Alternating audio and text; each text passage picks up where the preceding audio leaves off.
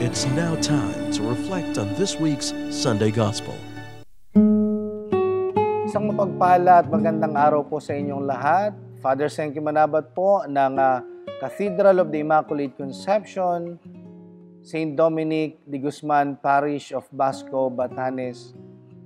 Ang ating pong ebanghelyo sa ikalabing-dalawang linggo sa pangkaraniwang panahon ay mula sa ebanghelyo ni San Mateo, Kabanatang 10, talata ay 26 hanggang 33.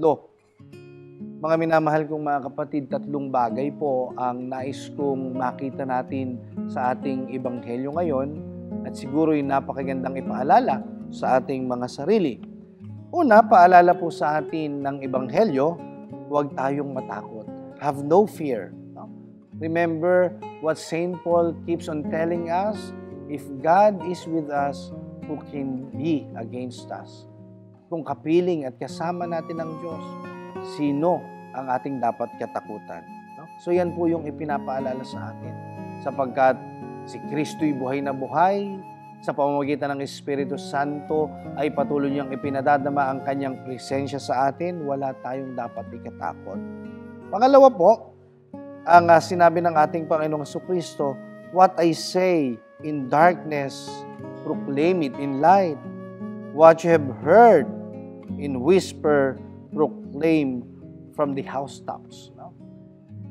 Ibig sabihin po nito, tayo hinahamon, mga minamahal kong mga kapatid, ng Ebanghelyo na maging matatapang na saksi sa pag-ibig, sa katotohanan ng muling pagkabuhay at kapangyarihan ng ating Panginoong Jesucristo.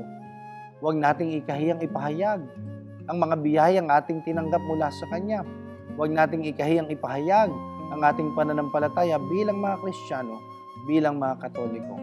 I still remember a certain young lector from the mainland China. Ito po ikinuwento sa akin ni Bishop Uselay, ang Bishop Emeritus of the Diocese of Macau, that there was a celebration of the Holy Mass where most of those who were attending were arrested. At isa po sa mga inaresto ay isang batang babae na lektor. Ang mga matatanda pong dumalo sa misa ay pinahirapan.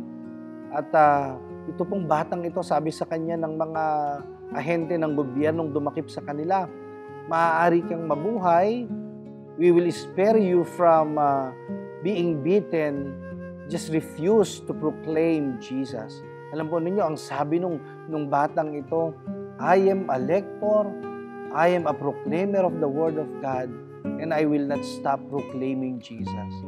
And this little girl was beaten until she died. Sapagkat bata po ang kanyang katawan, hindi kinaya ng kanyang kabataan ang hirap at sakit na kanyang naranasan.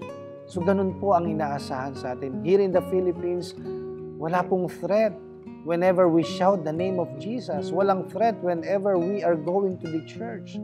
So, mas lalo at higit po sana nating ipahayag ang ating pananampalataya di lamang sa salita kundi sa gawa sa pamamagitan ng ating pakikipagkapwa-tao.